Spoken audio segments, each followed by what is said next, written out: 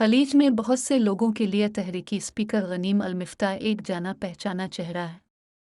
लेकिन नौजवान माजूर कारकुन, जिसकी सोशल मीडिया पर बहुत ज़्यादा पैरवी है, इतवार की रात दोहा में फीफा वर्ल्ड कप 2022 की इफ्तिताही तकरीब में ब्रेकआउट स्टार्स में से एक था, जिसे दुनिया भर में हज़ारों अफराद ने देखा। 22 साला अल-मिफ्ता ने खेमे की शक्ल वाले अल्बैट स्टेडियम में तकरीब में हॉलीवुड अदाकार मॉर्गन फ्रीमैन के साथ स्टेज शेयर करते हुए शो चलाया। नौजवान कतरी ने कुरान की एक आयत की तिलावत की और अदाकार को इत्तेहाद और रवादारी पर मबनी शो में दुनिया को खुश आमदीद कहने में मदद की। हमने काल भेजी क्योंकि सबका इस्तकबाल है। ये पूरी दुनिया के लिए दावत है, अल-मिफ्ता ने कहा, थूबी में मलबूस और हाथों के इस्तेमाल से स्टेज की तरफ चलते हुए। इसके बाद कुरान की एक आयत की तिलावत करते हुए उन्होंने मज़ीद कहा, हमें ये यकीन दिलाया गया कि हम इस ज़मीन पर कौमों और कबीलों के तौर पर बिखरे हुए हैं, ताकि हम एक दूसरे से सीख सकें और अपने इख्तिलाफ़ात में हसन तलाश कर सकें।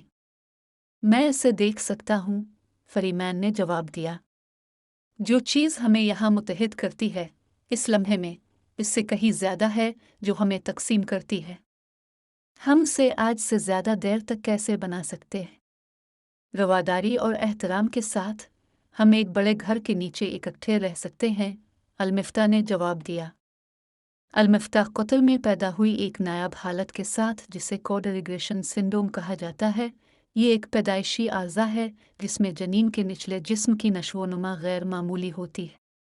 ज़्यादातर घूमने फिरने के लिए अपने हाथों का इस्तेमाल करते हुए इसने अपने मुसलसल तिब्बी चैलेंजों को दस्तावेज़ी शक्ल दी है, उन्हें एक मुतासिर कुन सफ़र में बदल दिया है और बिलाखिर एक तहरीकी स्पीकर बन गया है। फ़िलहाल यूनिवर्सिटी में सियासियात की तालीम हासिल कर रहे हैं। अल-मिफ्ता एक दिन सिफारतकार बनने की उम्मीद कर रहे हैं। वो एक बड़ा सोशल मीडिया स्टार भी है, जिसके टिकटॉक पर 7 मिलियन से ज़्यादा फॉलोअर्स, इंस्टाग्राम पर 3.3 मिलियन से ज़्यादा और यूट्यूब पर 1 मिलियन के करीब सब्सक्राइबर हैं। वो इंतहाई खेलों जैसे कि स्कूबा डाइविंग, स्केटबोर्डिंग और रॉक क्लाइंबिंग में भी हिस्सा लेने से लुत्फ़ अंदोज़ होता है और एक दिन पैरालंपिक बनने की उम्मीद रखता है। अप्रैल में अल-मिफ्ता को फीफा वर्ल्ड कप 2022 का सफ़ीर नामज़द किया गया था। इतवार की 30 मिनट की तकरीब का मकसद कतर को उसकी सकाफ़त के ज़रिए दुनिया के सामने मुतारिफ़ करवाना था और उसका मौजू था फ़ासिलों को ख़त्म करना।